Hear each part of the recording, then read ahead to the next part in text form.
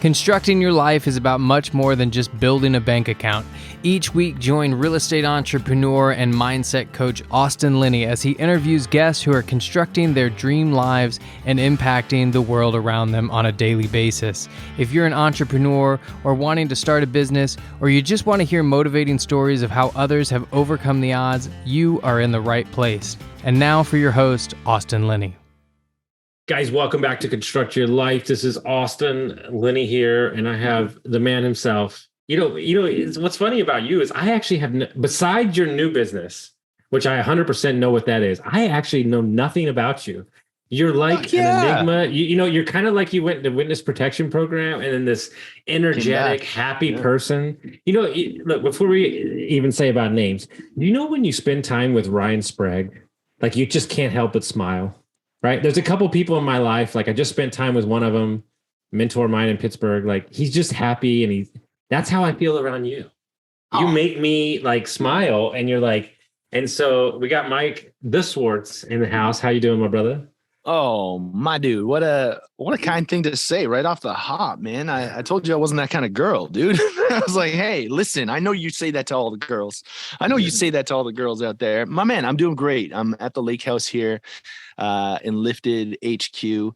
And Ozzy, I got to say the same thing, man. I'm going to reflect that right back. Thank you for seeing in me what you bring to the world, because very, very similarly, man. I'm like, dude, you're always smiling. You've got great energy. And I think that is a characteristic of most of the coaches in this community anyway. We're all just vibing high. Well, it's interesting, right? Because it's funny you brought up business before we started, I like the business aspect. It's interesting, right? Like in my late 20s, I worked in the music business and I was a road manager for a country band. I played in every bar. I've been in front of 10,000 people. Like it was my dream. Right. And I did it. And we played in Chicago. We played all over. We played. It was a good time. Let's just say it was a good time. Yeah. And a lot of artists, their egos are just so big with their art, right? Like, I'm not going to sing that song. I'm not going to play that place. And like, I say all that to say that like, I'm all about art. I think that this word that we're speaking right now, that's poetry. And I have my own way about it. I'm not a great writer, but I'm great at speaking and I'm in a room. Right. But I also think that a lot of where I see people mistake problems, especially when they're getting started in businesses, they're too beholden to their ego of saying, I got a better idea. How about you create a business that actually works first? And then you can give back from that point of view, not the other way around. And then you get what I'm saying? Like, it's like 100%. I spent 20 years on the road, dude. I'm a musician. You asked me, what the fuck is this guy? Yeah, dude, I am a professional fire starter. I have run everything from music to a professional athletic career to everything in between and at the same time, which is the coolest part about it. And I'm a big fan of the word pivot. And I have a mug. I know this caught your attention too with the back when we were first getting connected. What would Taylor Swift do? And you being the dude that you are, being a road manager, you can appreciate this, because what would Taylor Swift do? She was the one that really turned the country music and the 360 package record label deal on its head, because of the way that she's like, no, I'm not doing that. No. I know that's what every girl does. And now I'm not that. And she was doing that at like 15, 16 years old, man. Like she was a gangster. And that's what I love. And I take that approach to everything I do. I take the approach to be like, okay, cool. I love knowing the rules of something, such as like your example with the road, the typical thing with especially in the country scene, man. Like I'm from Calgary, Alberta. That's the farm team to Nashville. Okay. And going as a session drummer that could play. I got chops on the drums, and that's not good enough. You got to be able to sing 3-part harmonies. You got to be able to do all the things, and you got to be a cool personality to get yourself in the damn room. So you have to have all these fixins. And what I learned is that in order to get into the game, you got to know the rules so you can bend them. All right. So especially in the country and Western scene, man, like there's so much like ancient tradition, like, oh, a country singer doesn't do that. Well, fuck that, says T Swizzy. She's like, no, I do. And And then you look at the tour schedule and the covers that they want to sing and the songs that really mean something. Well, guess what? News break here, guys. If you're a musician, it's a lot more about the people you're singing to, not you. It's not the Mike show. It's about those people out there. If they want to hear it, you better play it. You're the entertainer. Well, I used to live in Nashville briefly, right? And what's interesting is like the session players that played on records were 30 times better than the road musicians. But the road musician looked good. He was charismatic. The ladies are excited.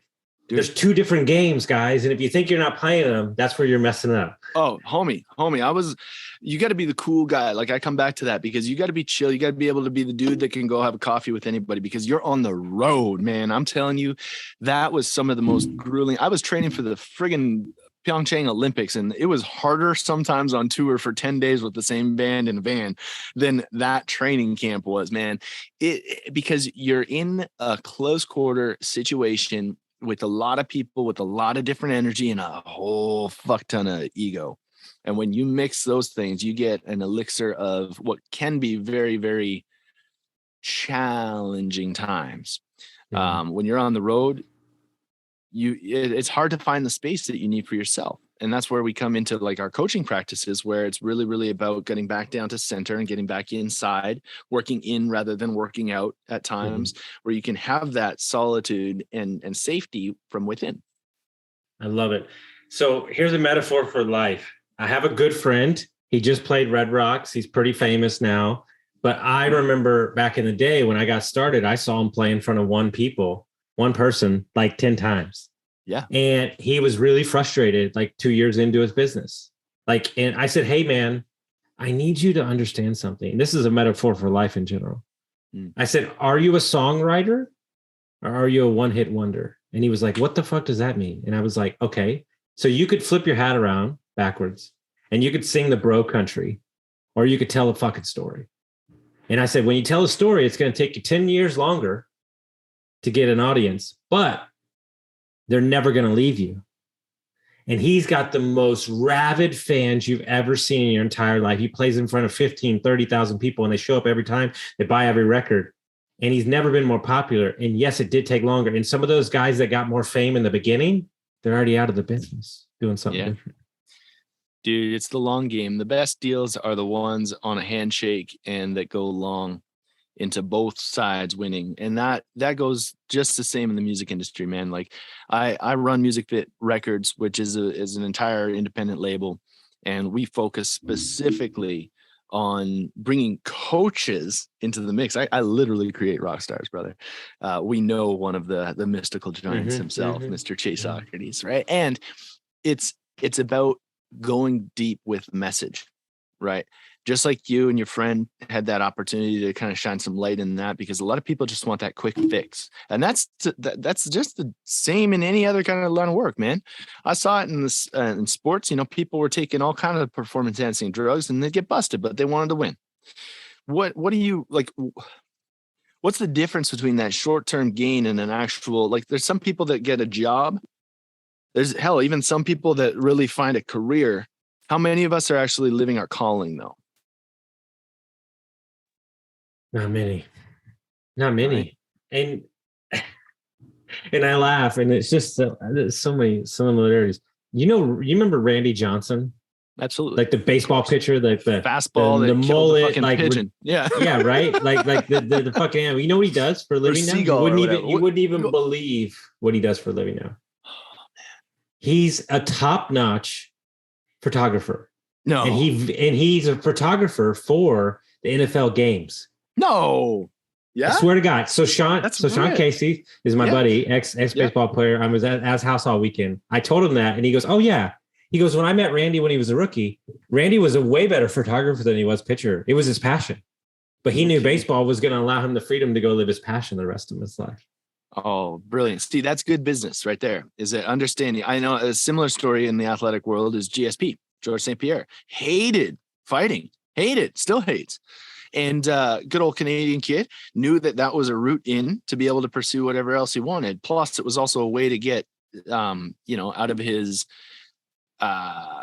childhood story of always getting picked on. Like that was his thing, like he came across some guy, I guess after a fight. There's a legend has it, like one of his biggest bullies all throughout high school found him after a fight. It was like, dude, you kicked that guy's ass and I kicked your ass back in the day. I'm not going to touch you now, man. Like, yeah, I love it. Well, it's interesting. Man. Yeah. Well, there's this life metaphor I thought of yesterday that waiting for a perfect time to share it.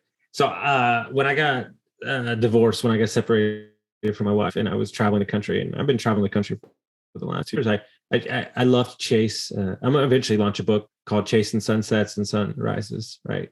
And it's my favorite time of day. Like whenever it's a quieter time of day, right? It's Arizona has amazing sunrises. I used to ride my bike in the morning, and what people don't understand is you need two things that on the surface people wouldn't believe they're actually the thing. Okay, one myth I'll bust for you right now: the sunrise is not best when it actually sunrises. Boom. Okay. The second myth I'll break is that you actually need clouds, not a clear sky, to provide context for a beautiful sunrise. Okay, so hear me out. 30 minutes before, so not the actual sunrise, and cloudiness. Okay. So what does that say about life? It's not when it's all clear and blue and right at the right moment. It's all the stuff in between. My dude, I've got that's so funny you say that too, because I've got an EP sitting I'm working on, which is a concept EP, concept album of daily events that are metaphorical in all of our lives. We all see the full moon, we all see the sunrise, we all see the sunset, and everything in between. The river that is flow. And when we take the approach, I wrote a similar track about sunsetting, is that if we're often, if we take ourselves as the sun, we're often heralded as this big, great ball of fire, this awesome thing up in the midday. And then nobody, sometimes we're even too hot. Look out. Because how many times you've been like, oh man, it's so hot out here. I'm like, you were complaining for fucking 3 weeks about how cold it is. Now we got a sun up in the middle and now it's too hot. Welcome to Canada. That's what we do. We complain about that shit. Okay. And then as the sun goes down, we forget about all of the beauty as she's going down, because that's whatever, we're only really heralded when we're up in the sky, when we're all the big top of the top. Never mind on the fall down. Who's there to catch you? Right. And that's why I really love the sunset as well, is because it's a time to catch that beauty as she's going down. Right. Catch. Give yourself that acknowledgement at all parts of your life, on the highs and the lows.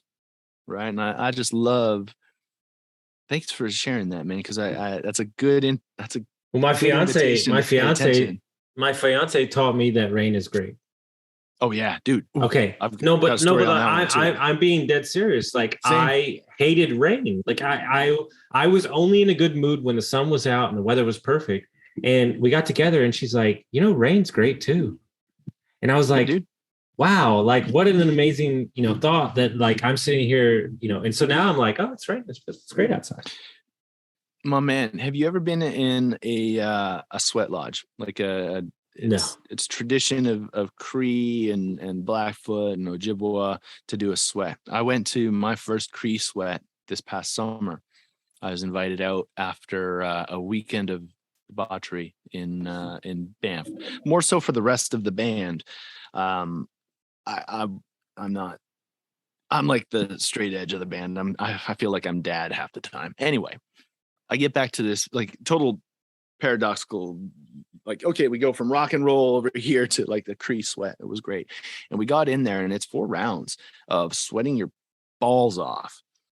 Most intense with some breath and a lot of deep story work. And on one of these particular rounds, it's particularly hard. It's called the sharing round, where we go left to right. Everybody in the room has an opportunity to share. And they have keepers in the sweat, elders that are on the north gate, the east gate, the south gate, and the west gate. When the south keeper said before we started, this round is particularly hard. And I want you all to know that in my very first sweat, one of the elders told us that it's okay to cry. The earth is too dry anyway. We need more tears. And that moment for me was like a permission to be okay with being okay and being in a community where we're here to support. Right. Yeah. So talk to me about, rain is a very good thing. It's really interesting because my business partner just sent me a text. Chase is my business partner. And we've had an interesting year where a lot of stuff was projected to go great. And then the bottom fell out for multiple different things. And now we're back up again. And he said, I want you to go back and I want you to read. Okay, so there's a problem. I don't want to dig into the weeds, but the businesses that we're buying, there's a problem in the industry that is hampering all the businesses from growing, right? Like there's a problem in this certain home service place where the businesses aren't growing. And we keep hearing the same thing all weekend. And I'm like, yeah, but this is my specialty. Like people is my shit. Like I can solve the people problem. And he said, go back and read the first sentence of our mission statement that we wrote in the end of February.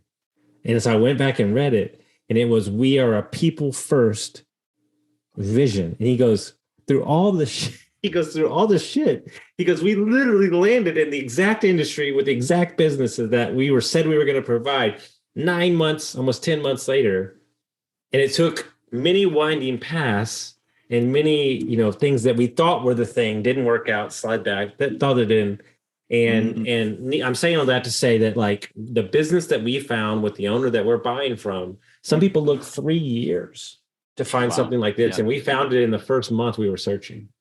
Dude, how much of that comes down to knowing exactly and helping to cultivate that by building those relationships and building all of that. And it's, again, reticular activating system on overdrive. Right. You're looking for those opportunities, and you guys had a good wherewithal of having a solid vision by the sounds of it and a solid, clear understanding of what you're looking for. Of course, our vision is 50 years. Our vision is 50 years. Who puts together a 50-year business plan? Like nobody, right? It's called a legacy, brother. Exactly. But like vision is a legacy. No, but my question is how much vision are you writing that's other people? You know, my favorite thing one of my mentors ever said, how many of us are living other people's injected values? Dude, yeah. All day, most of us. And that's one of the biggest things that I'm here to dispel. It's like, yo, guy, if you want, like, here's the thing we say in rock and roll, man. This is you're never as good as they say you are. You're never as bad as they say you are. So you're going to piss people off until you have haters. Have you made it? Really? Right. And binary language and negations acknowledged, that thing could be enlifted. And it still holds true. It really does. You're going to make some decisions that are going to piss people off. And I have a big belief that if you've got people around you, they're going to do two things. One of two things. They're going to grab your coattails, okay, for either catching a ride to the next level or to pull you down and keep you on theirs. Either way, fuck that shit.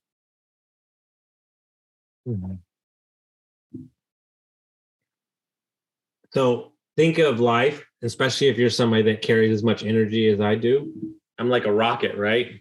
And I still haven't been able to answer this question. I still haven't been able to answer it because I think for me, it's both sometimes.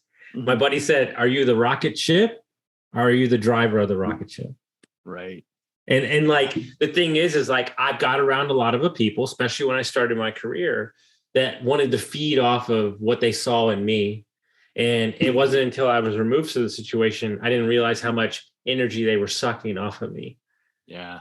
And it's like everybody we have now is like holding their own pail. They're doing their own thing. They're in their silos and crushing what they do. And they're supporting the vision the same. And guess what? All the right people are showing up at all the right times. And it's like, when you get going like that, and it's like, I'm interested because,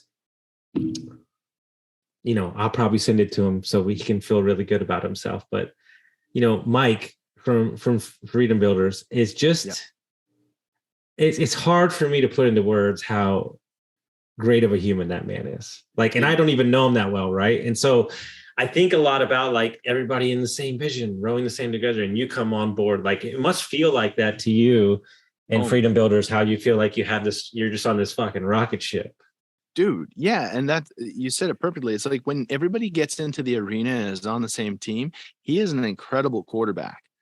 And I can run my plays. I'm a wide receiver. I know where I'm going. I'm going to go out. I'm going to make the play, and I'm going to get back in there. Before you finish that statement, though, it takes a good quarterback to understand that the wide receiver might be Michael Irvin and getting a little cocaine trouble. I'm not saying you will. But you get the metaphor, right? Like, absolutely, yeah. No, they've got the scouts. The talent is out there. He can spot talent, and it's really cool to echo the fact that it does feel really cool to be a part of a rocket ship, because it's a great feeling, especially with me being words of affirmation as one of my primary love languages. Is great to feel and be noticed as the king that I am by other kings in the business, to be able to be a big part of taking that rocket ship to the fucking moon. Right. And further, the team that we have at Freedom Builders, man, is going to absolutely, it already has, and it's going to continue to change the game of online coaching and hybrid coaching models. You've got a dream cast that's brought, I'm sure you can see it. We've taken the entertainment industry and applied it to coaching. Now, is that revolutionary on its own? Yeah, when you look at it, I'm like, okay, it's applying different practices from a separate industry into another one. Why is that so key? Is because it's never been done before. So it can blow up, much like it did. Like, look at the way the music industry blew up. Because of 360 deals, because of label support, because of having a whole team around, shuffling people around like talent, right? And if we can get exposure and get the right eyes on the prize through a creative way in the coaching industry, where it used to be, like we were talking about country and westerns this way, and this is the only way we've done it because this is the only way that works, and it's the only way we're going to look. Well, if you're only looking left, you're never going to see anything right.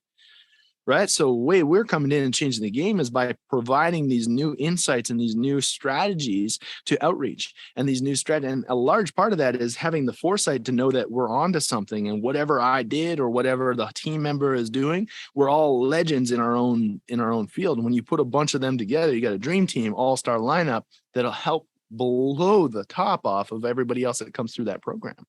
One of my favorite quotes that I think to every day that I say to myself is like, is your vision big enough to put others inside of it? And at the end of the day, like, it's funny. I was sitting with the owner Thursday in northern Pennsylvania, and, I told him flat out, I told him and the new CEO, I said, look, I don't need to do this shit. I said, this shit's hard. I was like, I'm buying, 3 companies in the next 6 months. Like, there's 70 employees. Like, I don't live there. Like, this is not like some cakewalk. I said, but this is my calling, and you deserve somebody that cares as much as I do, right? And like the new CEO is like listening to my podcast. He's like texting me every 5 minutes. He's like, I'm ready, dude. I'm ready. Let's go. And it's so nice to like know that like you, and I'm moving up there. Like, that's how dedicated I am. Like, I'm moving up there. Like, trust me, 3 months ago, I did not think I'd be in Pennsylvania. Like, it's actually pretty gorgeous up there. And so like, I'm going to be there and it'll be fine. But it's like, we realize like in that moment, like, okay, so one of the things that are really, they're having a trouble with in the trades, in the HVAC, electricity, they can't find people. That profession went out with the older guys, right? Everybody wants to be in tech. They want a podcast. They want all this shit, right? Okay. Well, let me let you in a little secret. If you had to fucking guess, how much do you think techs in Pittsburgh are making per hour? By the way, this is only a 9-week school. You can get it done in 9 weeks, and you have a certification. Tech. They're an HVAC tech. They're an HVAC tech. Yeah. That's all they are. 9 weeks school. 30, 35. 45 to $70 an hour. That's it. Okay. They're crushing. Like, and I'm thinking to myself, like, you're working some job 10%. And so we said, okay, fine. So the owners can't find the people. What do we do? Okay. So what does Austin do? He picks up the phone. I call every tech school in the Pittsburgh area. And I said, who wants to talk to me? I'm ready to speak at the event. And I'll bring a Hall of Fame baseball player with me. And they're like, seriously? And I'm like, yeah. And so now we're going to go to the tech, and we're going to provide business mentorship, and we're going to provide mindset shit, and we're going to give them money for charities, and we're going to put scholarships. Well, why are you doing that? because I want to fix the problem that's hampering the business, because everybody's telling me you can triple the business. Well, let me go fix the problem at the front end. And then I have a new mission in life. It's very simple. I don't care what we do in revenue. I don't care where we are. I want to win the award for best place to work. That's what I decided Friday. If you win that award, everything else takes care of itself. Talk about vision and umbrellas of making sure other people are included, right? Well, I mean, think about that. How much do we focus on revenue as a business? If you focused on the best place to work award, I would imagine that you'd be highly successful. Your revenue will just follow. It's a rule of numbers. That's the thing where I think a lot of businesses get it wrong, is that they focus customer first. And I'm sitting there going, yeah. And if you focused employee first, your customer is going to be first, because your employee is going to reflect it. So do you know who? I love that you know sports too. See, now I'm finding out so much stuff here. You know, Mike, the head coach of the Spurs. What's his name? God, why am I drawing a blank? I can't think of it. I do know who you're talking about. I cannot think of the name right now. Yeah, he's the Hall of Famer. For whatever it doesn't matter. So he used to come into the restaurant all the time. He used to wait on them. Yeah. And my boss used to come up to me all the time and go, hey, you know, the Spurs, I'd be waiting on the Spurs, and he'd be like, oh, he's to get VIP treatment. And I'm like, no, kiss my ass. And he's like, what? And I'm like, if it was the plumber of the hotel, he would get VIP service. Everybody gets VIP service. It's not status, no life. You know what's interesting? I've interviewed 500 plus people. I've interviewed billionaires and people and millionaires. And you know what's interesting in life? They've lost money. They've made money. Do you want to know the number one thing that scares them the most they were losing? Their status in the community. Interesting. Their status in the community, right? Yeah. And so the question is, if you treat everybody as if they have VIP status, well, then you're not losing anything, right? No. That's exactly it. We live in this world where labels, right? We talked to a girl yesterday. Well, I have a personality disorder. No, you don't. Doesn't exist. Yeah. Doesn't exist. That's a scientific term. Your childhood was atrocious, and I feel really bad about what happened to you. But you don't have a personality disorder. No. I handed her a book, and she goes, that book changed my life. And I go, yeah, because now you know how your mind works. And it's like, I see you tapping into this new vein of like, okay, what's the thing that people really like? They love music. Okay. Well, how do I infuse positive thinking and mindset training in something that they're already doing? So now you're just in their daily kind of groove. Oof. Yeah. Sonic branding, my man. Imagine a movie without a soundtrack. Those are good, hey? Billions, my favorite show. One of the reasons I love it is because it has a fucking killer soundtrack. Yeah, dude. When I was a kid, man, I was like, I played some mean old PlayStation. Even before then, I was all over the desktop, NHL 99, NHL 98, whatever it was, right?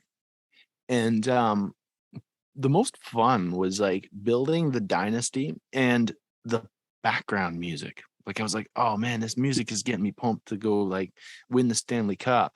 Or like in FIFA, I think the FIFA series was one of the best discovering music. It was like the earliest version of YouTube. Dude, it was like I discovered all. I learned all my music from Madden, bro. Yeah, I know. Yeah, Madden and the Madden series was great. Had a lot of cool hip hop coming through, and a lot of cool like the Tony Hawk series was great for like the punk stuff, which brought light to like the old school music. Like it was giving kids a sharper look at music history by accident, because there were all these like old punk labels, like these Rancid songs and old school, like the Clash was on there. I was like, what is this? This is wild, right?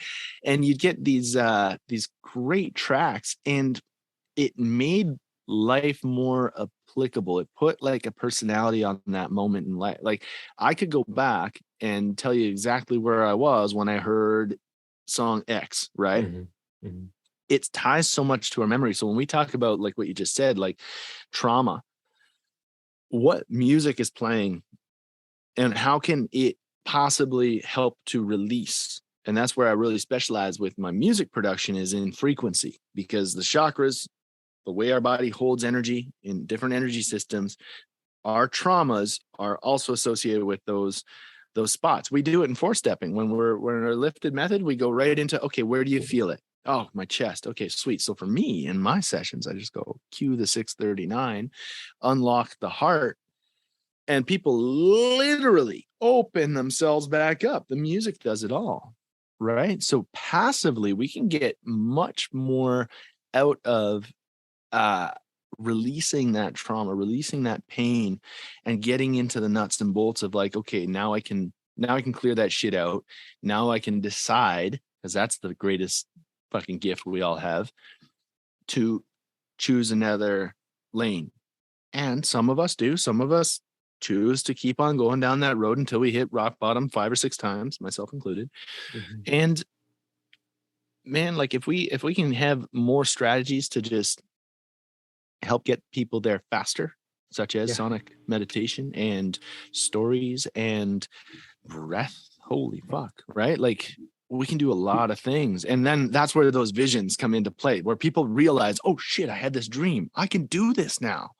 Oh man, I can really do this. And they start getting little win. And you're just the facilitator there by helping people, you know, the guide, the lighthouse, whatever you want to call it. You're helping people get to the root of their own shit, which is a fantastic way. When we're talking business, that's how we get to that next level, right? So why do you think, and this is the game that I play, and probably one of the only arguments I have with, well, many arguments, but one of the main arguments I have with my fiance is she's super spiritual. And I have to toe the line where I don't want to freak them out, especially a lot of my guys are millionaires and they're pretty straight laced and stuff. And some of them are a little more spiritual, and I try to sprinkle it in.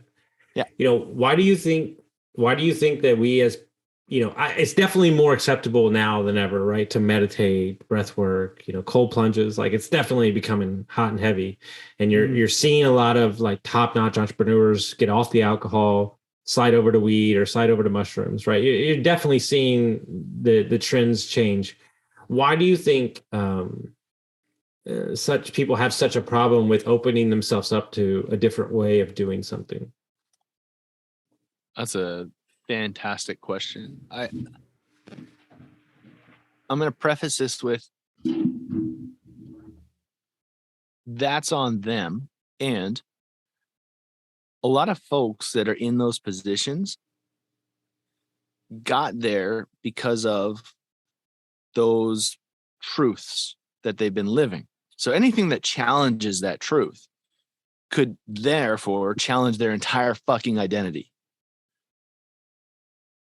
And I think, take out the think, that's the majority, is their identity was built on this.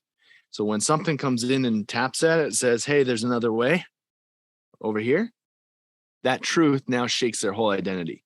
And that can be very, very alarming for somebody in such a power position. You just melted my skull. So look, the number one thing that people don't understand, because I help people get sober sometimes, is quitting drinking is not the fucking problem. You have to rebuild your entire identity because you know yourself as a drinker. Like that's not, the drinking is not the hard part. I put that thing down pretty easy, but then I was lost like on a, you know, in a, you know, I said, you know, that movie Perfect Storm. Yeah. That was me when I'm trying to, like, in the midst of getting divorced, in the midst of losing my job and trying to rebuild that I was a guy who drank every day. That's the fucking hard thing. It's really identity. Dude, when I was full-time strength and conditioning, I do it's part of the coaching method. It's definitely, since COVID came in, I lost the passion for strength and conditioning through Zoom, of course, right? So I do it very few and far between right now. When I was going full tilt, I was also competing to be a part of either the German national team or the Canadian national team speed skating, right? Long track speed skating.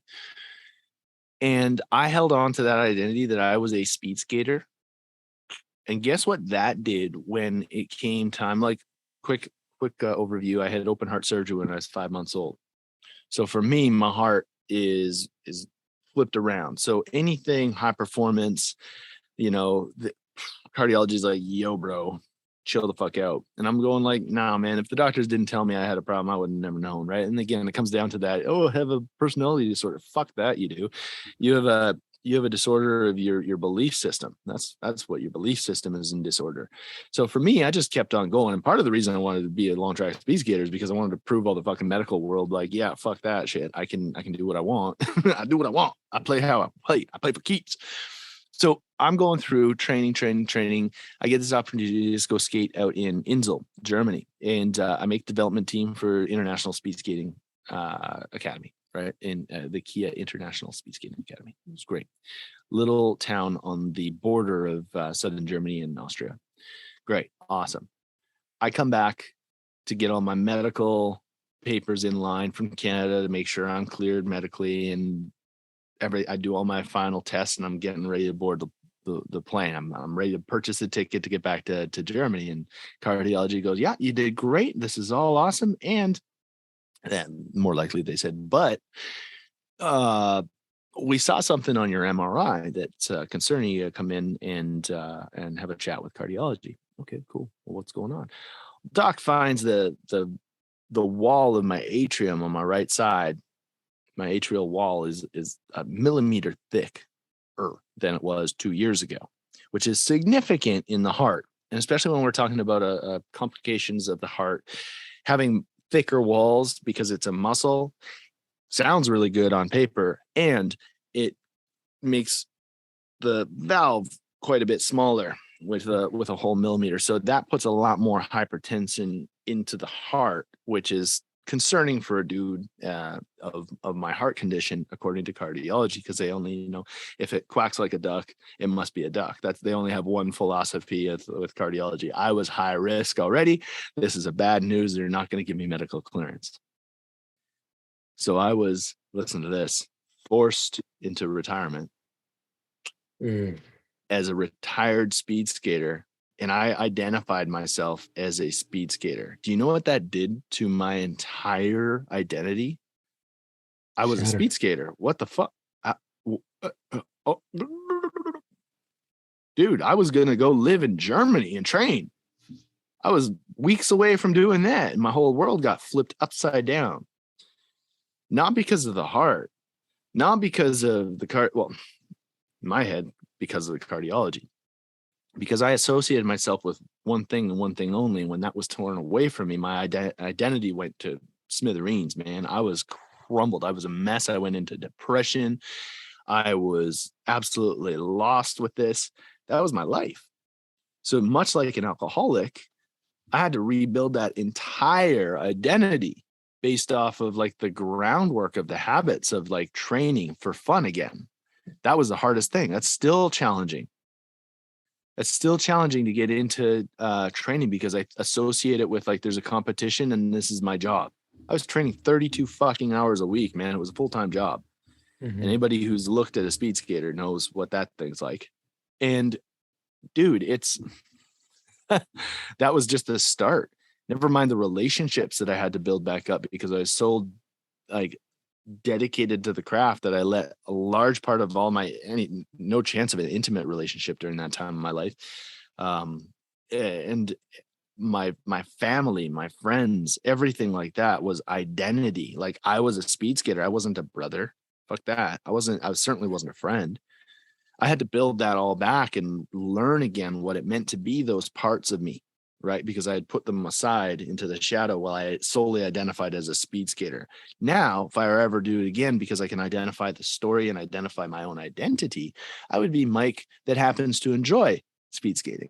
Mm-hmm. I would be Mike that I would be a human being that happens to enjoy all these other things. That way, when they'd leave, or if I choose to go another route, I'm not hampered by that identity. You know what I mean? Yeah, and it's just as bad on the other side. I identified myself as an alcoholic, then I got sober, and then I identified myself as somebody who talks shit on people that drink alcohol. It's like, hey, you should tell, I don't understand what you're doing. I don't understand what you're doing. It's bad for you. And my coach was like, who the fuck are you? He's like, shut up, dude. And then I realized I kept my mouth shut. And I was sober for like 8 months or something like that. And I had 3 guys reach out to me in the same week. One was a guy that I used to work with in the music business in the band. And he was like, hey, we haven't talked, but he's like, just so you're clear, I'm 6 months sober because of you. Because I said, if that dumbass could do it, he's like, I know I could do it.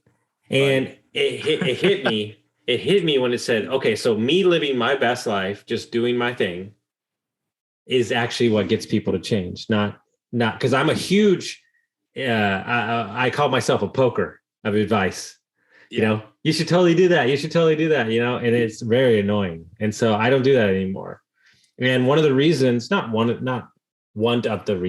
many of the reasons, but one of the reasons I got divorced was I wanted to be her coach, her cheerleader and all this shit. And I promised myself when I got in my next relationship, I wouldn't do that because a couple, let's just use a couple, for instance, they have to stand on their own identities. And then there's an identity together. Yeah. Right. And that to me is a powerful, and that's the same in business. The way you described Mike's business is like everybody has their own expertise that they own and vice versa. And Lifted is a brand, but inside the Unlifted, there's all people that do different things and they own their brand. Right. Like that's the game. Right. That's the beauty. That we're all a bunch of fucking X-Men. Right. Like we all have this like persona, this charismatic way about carrying out our own individual business. And to echo the point that you made, man, I did that too. The poker, I had all the answers, man. And especially with the people close to me, mom, dad, brother, sister, they'd have a question. I'd be like, yo, have you read Transcend? You got to read Transcend. Mom, read this. It'll answer all the questions. And I throw it in her face. And then 2 weeks later, she'd be coming to me and she'd go, she'd complain about the same goddamn thing 2 weeks ago. I was like, Mom, did you read Transcend? Remember that time I told you to read Transcend? It'll answer all your answers. Right. And I went, oh. And then it was brought to me by a mutual friend of ours, Ryan Walla. Instead of attaching yourself to this by saying, go read this, now you've attached yourself to the outcome. If they don't do it, you are now personally affected. Invite people. Hey, Mom, sounds interesting. I invite you to read this book. Let me know what you think. Now I've set that out there. The intent is out there and it's away from me. I don't have to do anything. I'm not attached to Mom reading it or not. If she does, great. If she doesn't, cool. I invited her. One word, man. I invite you. Dude, I'm telling you right now, between Chase and what's happened to me in the last like 9 months, I realized that in my first years of coaching, I tied so much of my attachment to my client's success. And if they were doing good, then I was doing good. And here's my new rule. I'm available. I'm available. The tank has more gas than anybody you could ever meet in your entire life. I will fucking fly to you. I'll ring you around the neck. I'll fucking bring you to the gym at 5 a.m. I'll tell you why your business is fucking up. I'll do all those things. But that's all I can do. Yeah. If you want to show up and you want to meet me halfway, then we can do work.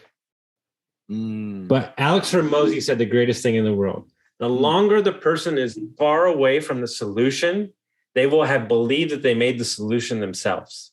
And what he's saying is the longer that you ask for a referral in your business or you're a coach or whatever you are, the farther they get away from it, they go, oh, I'm so much smarter now. I could have figured that out myself. I didn't need the coach. Yeah. Or I didn't need the business. And so what I've had to remind myself over and over again is no matter what's happened with certain clients or certain businesses, is that my overall vision and why is to impact as many people as I can. I can't control when that message hits you if it's 7 years from now, but it's in there somewhere. I've affected you. It's like a virus. You can't, let me tell you something right now. Here's what I do know. Because I know the Unlifted guys. There's probably, I don't know how many they're over there. You cannot be a toxic person and hate yourself and show up at the Unlifted house. You would be so uncomfortable that you would just like literally like have to run away overnight. You would disappear, right? It wouldn't work, right? And so my thought is that if you're really surrounded by the people that you should be, it's a matter of time before you, man, that we got to clip that and post that everywhere because that is so true. Environment plays a big role of the the victim mentality. If you're surrounded by a bunch of fucking victims, expect to be a victim yourself, because you're going to collaborate on all the things that are going wrong in your life and how everybody else is the fault of it, right? If you come into a place like this, I don't care who the fuck you are. I don't care if I've met you. I don't care. I immediately trust you. It's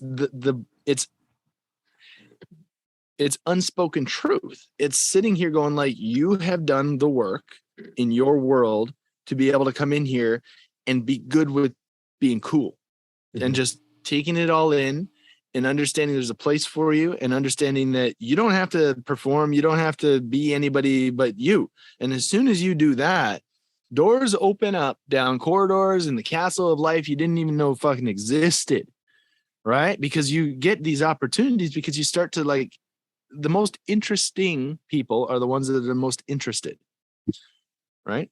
So again, like perfect example, I'm sure you saw this at Austin in that whole, none of us really had, many of us, let's say, had met aside from online. No. I mean, probably 70%, maybe more. Those walls, man. And the interesting pieces, there were like 30 some coaches. The rest of it, like 60% of the people that were there were people that were new to the method, the people that had been brought by coaches, people that had been encouraged in there. And everybody looked like this, man. There was no, like, you couldn't really tell who was a coach or who wasn't, because we all get there was no pedestals. No, exactly. No pecking order, no nothing, no hierarchy or anything. Everybody was here. Inside of those four walls was safe and trust. And oh man, was it electric, right? And when you get yourself around people that are doing good shit and telling the world, you're going to see it's only a matter of time before your good shit is getting out into the world. Well, they say this all the time. What's the difference between college football and NFL football? Speed, right? Well, anybody that joins my crew in business, and they're like, the speed is intoxicating. They're like, literally, you're like, found a business, put an offer in an hour later. Like, who does that? Or you hire, like I left the meeting and before we got home for an hour, I hired 3 people. And like the former owner's like, I've never seen anything like this in my life. And I'm like, well, you said it was a problem. Here I am. Let's fix it. And so here's what happens, right? And I've seen this happen twice this year, is people get in our environment and they just can't, like, it's almost like the speed is like, here's the thing. I'm not asking you to catch up to our speed. I'm asking you that you're here for a reason, because I trust you. Yeah. And if I can't trust you, right, this is my number one rule in business. If I can't drop something off or send an email and send it off to a team member or somebody that works for me, and I can't, and I have to overlook it and see it and micromanage the decision, I'm done. Yeah. I can't. There has to be a level of trust there, here's what this great business guy I follow, he said, first you delegate your hands, then you delegate your decisions. Yeah. And so our vision and our values are so stern. And what we believe in is people over profits, impact over everything, consistency over everything. That person, whether I'm in that meeting or not, I know they're going to speak as if I'm there. That's the only way you fucking scale. Like, if you can literally say, well, how would Austin say this? And then like say it in that exact, that's when you know shit's getting crazy. Like, that's when you're fun, because like everybody's speaking the same language. That's just it, man. You get everybody on the same page. You rock and roll, literally rock and roll, man. That's the name of the game in the music industry, is that you get a band that's so tight. You look at when I'm doing live production with a band, and that's essentially the same role that I take with a podcast host or somebody who wants to learn how to be a better podcast guest, is look at your show. How many times have you ever say, hey, I heard a great concert? No, I went to, or I saw a great show, or, there's because there's this visual aspect. And now here's the thing. If you've got 4 band members up there, just using a standard 4-piece rock and roll band, and they're all gelling together and they're having a great time and they're singing harmonies, looking at each other in the mics, The visual cues signify they're having a good time. That signifies that all the parts are in motion in that unit as a collective, right? Just like you with a business. If you've got your accountant that you can count on to literally, no pun intended, count on to get the numbers done every month, get you all of your stats for the next month so you can move forward with that, and then you can trust that your sales team is going to do their thing, and then you can trust that your HR or whatever all your other parts are, they're all doing their parts, and you can sit there. You now give yourself that parasympathetic space to be able to create the brand, the vision. As a business owner, you can do your stuff. So when you put people into the right places by first removing or by first delegating the hands so that all the action steps can be taken, you're giving yourself more freedom to make those bigger decisions, to build that thing to be even bigger and better all on its own. Like, that sounds like a flawless way to run a business. I love that. So you also, among the many other things you launched, why don't you tell the people what you launched and what you're doing for people, anybody that's interested in starting a podcast? Yeah, man. I mean, appreciate it. It's interesting. I first approached Mike Gonzalez with an idea of the sonic branding, like we touched on, right? Okay, cool. I think every coach could use audio business cards, a song, a guided meditation, a piece of, like, if you listen to Chase's album, if you find Chase Tolleson on Spotify, if you guys are listening, we'll make sure that's in notes. And I want these messages from coaches to be out there. And Mike looks at me like I have three heads. Yeah, you have to educate people on that. They don't know that's a problem. I'm like, okay, fuck. Well, shit. Thanks for crushing my dreams. And he's like, no, man, like, every coach wants a podcast though. I'm like, oh, you're right. And sometimes, this is for listeners, sometimes you're so fucking close to your magic that you don't even see that it's magic because you've been doing it for so effing long. Mm-hmm. And that was the case of, like, when Chase brought it to my attention, dude, your podcasts are incredible. Your audio skills are next level. You can put things out like this. You got to teach coaches how to do this. So I came up with the framework right then and there with what is now known as the Pro Podcast Playbook.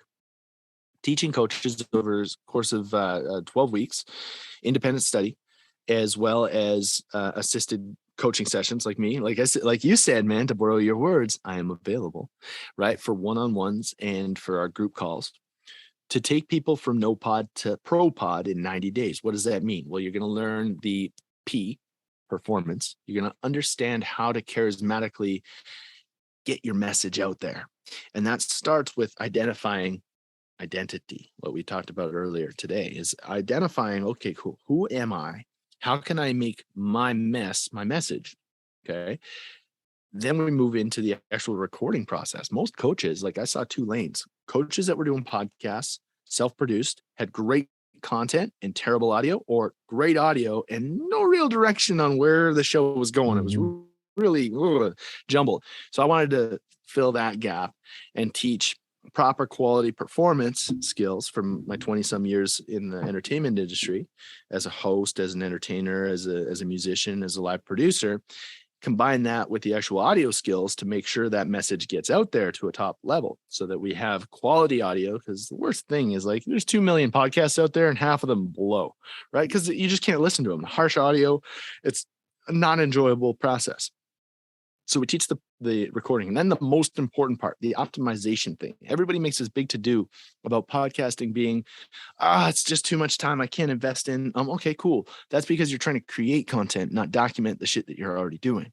So if we document and learn different strategies to get your talent on and monetize from our podcast, such as putting your program in as commercials to different podcasters, setting up subscription-based models, building a street team to help push your message. All of these things are going to help you brand and passively generate income. And you're just doing it. It's just a matter of putting systems in place to make that thing come to life.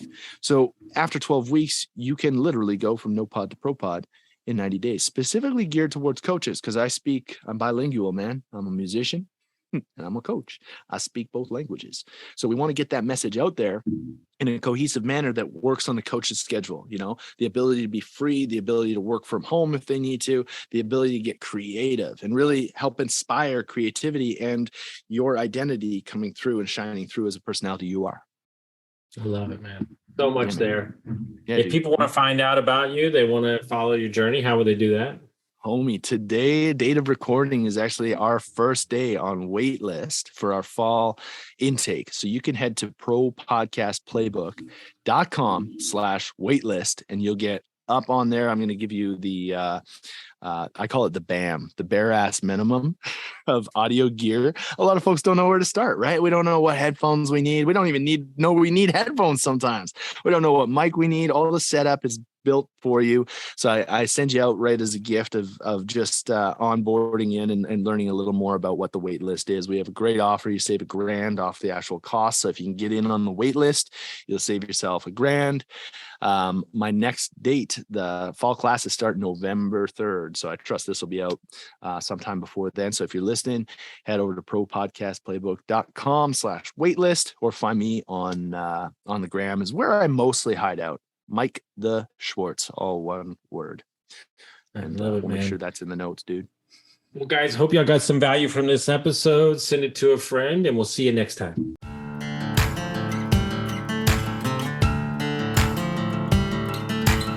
Thank you for listening to Construct Your Life with Austin Linney. If you enjoyed this episode, be sure to rate, review, subscribe, and pay it forward by sharing with a friend.